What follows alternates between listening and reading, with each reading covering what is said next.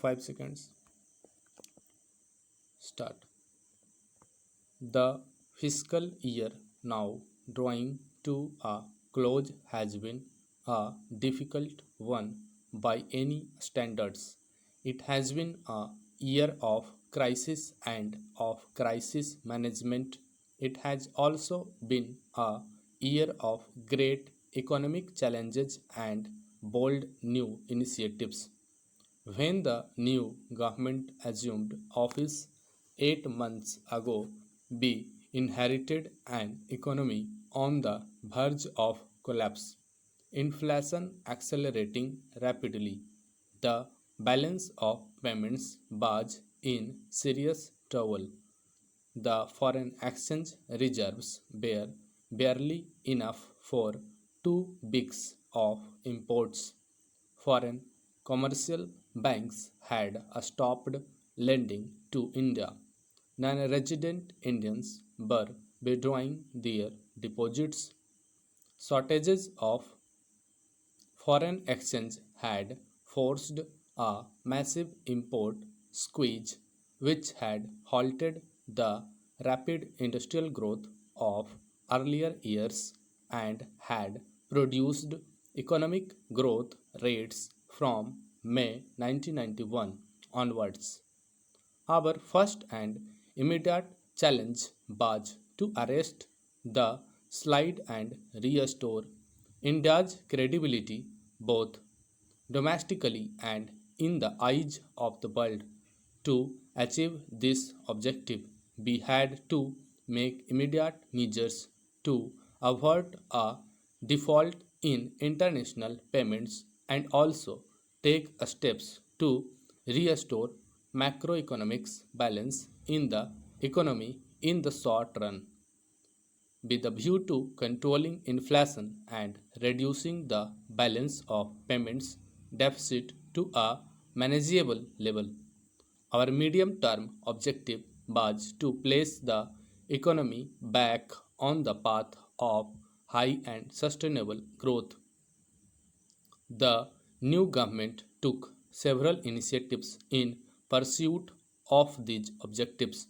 We took emergency measures to prevent a default in external payments, which would have been highly disruptive. The previous government had already decided to use a part of the gold held by the Reserve Bank of India to mobilize temporary liquidity abroad. We did not consider it prudent to reverse this decision, but we promised to redeem the gold at the earliest opportunity and we have kept our word.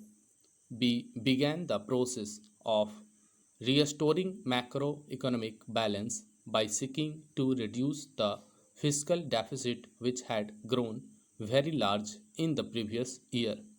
We also embarked new initiatives in trade policy and industrial policy aimed at improving the efficiency, productivity, and international competitiveness of Indian industry. Our longer term objective is to evolve a pattern of production which is labor intensive and generates larger employment opportunities in productive higher income jobs and reduces the disparities in income and wealth between rural and urban areas, which is very much essential now. A stabilization and a structural adjustment are never painless or quick, especially when we are dealing with imbalances and a structural rigidities which have built up over several years to bring the economy back to a path of rapid and sustainable growth. A firm commitment to austerity, the pursuit of excellence, and the promotion of efficiency and productivity for the benefit of the common people has to be an integral part of this effort. Given our limited resources, our people cannot afford to copy the soulless consumerism and the wasteful life styles of the affluent countries of the West. Conspicuous consumption has to be actively discouraged. The virtues of thrift have to be emphasized. The owners of wealth, as Gandhiji used to say, must learn to regard themselves as trustees of society. We cannot postpone a structural reform and adjustment, but we must ensure that the burden of adjustment on the poorer and weaker sections of our society is reduced to the maximum possible extent. We are traveling through difficult and uncharted terrain here no action is without attendant risks, and success will not always be immediate. We need patience, perseverance, and national cohesion if we are to succeed. It has been alleged by some people that the reform program has been dictated by the IMF and the World Bank. We are founder members of these two institutions, and it is our right to borrow from them when we need assistance in support of our programs. As lenders, they are required to satisfy themselves about our capacity to repay loans, and this is where conditionality comes into the picture. All borrowing countries hold discussions with these institutions on the viability of the programs of which assistance is sought. We have also held such discussions. The extent of conditionality depends on the amount and the type of assistance sought.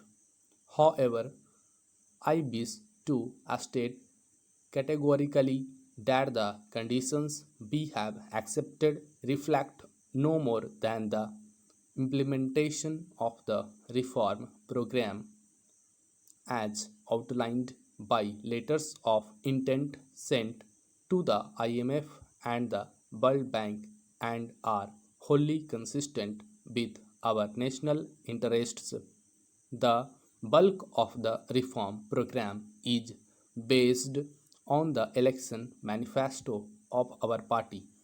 There is no question of the government ever compromising our national interests of our policies will take time to materialize. I am happy to report to the House that we have made substantial progress even in this short space of 8 months, restoring India's credibility and pulling the economy back from the slide into financial chaos. Stop.